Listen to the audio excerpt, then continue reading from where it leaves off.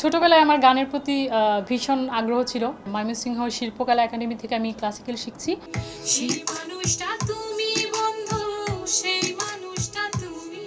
আজকে মূলত একটি মৌলিক গান রেকর্ড করলাম। গানটি হচ্ছে BD29 মাল্টিমিডিয়া চ্যানেল থেকে।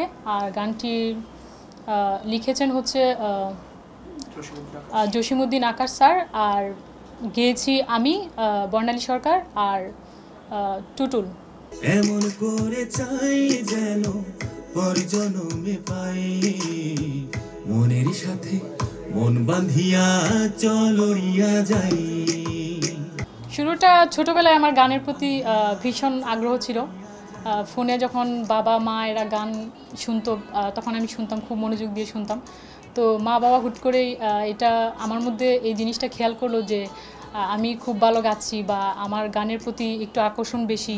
তো সেটার জন্য পরে হচ্ছে আমার আস্তে আস্তে এভাবেই শেখা। পরে ময়মনসিংহ শিল্পকলা একাডেমি থেকে আমি ক্লাসিক্যাল শিখছি। আর এই তো তারপরে থেকে আমি রঞ্জু ভাইয়ের সাথে আমার আলাপ হয়। উনি আমার ভয়েস শুনে বললো যে না, তোমার গলা রেকর্ড করতে চাই। তারপরেই তো কাজ করছি।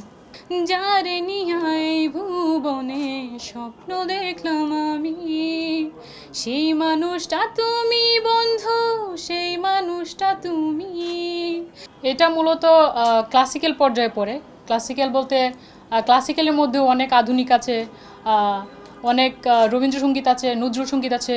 ওই সব মিলে ওই সব জিনিসটাকে আসলে মানে আধুনিক বলা হয়। হ্যাঁ, তারপর ওই যে সিনেমার গানগুলোকে আমরা আধুনিক বলে থাকি। হ্যাঁ, মেলোডি প্রধান গানও হয়, মেলোডি প্রধান হয়, তারপর সেটাকে আধুনিক বলে আমরা বলে থাকি। এমন করে চাই যেন পরজনমে পাই, মনের সাথে মন বাঁধিয়া চলরিয়া যাই।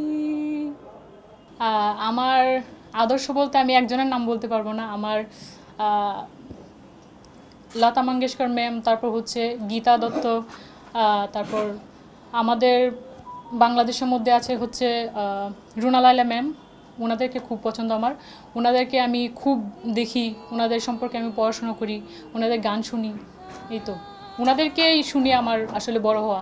আশা করছি হয়তো এক নজর না দেখলে পরে পরাণ আমার পড়ে, দেখলে পরে দুই নয়নে তৃষ্ণায় আরো বারে, সামনে আমার প্রেমের সিন্ধু পাই না তারে এক বিন্দু, সামনে আমার প্রেমের সিন্ধু পাই না তারে এক বিন্দু। হায় রে আমি অভাগিনী পিপাসায় কাতর, তুমি আমার জান বন্ধু অন্তরের অন্তর।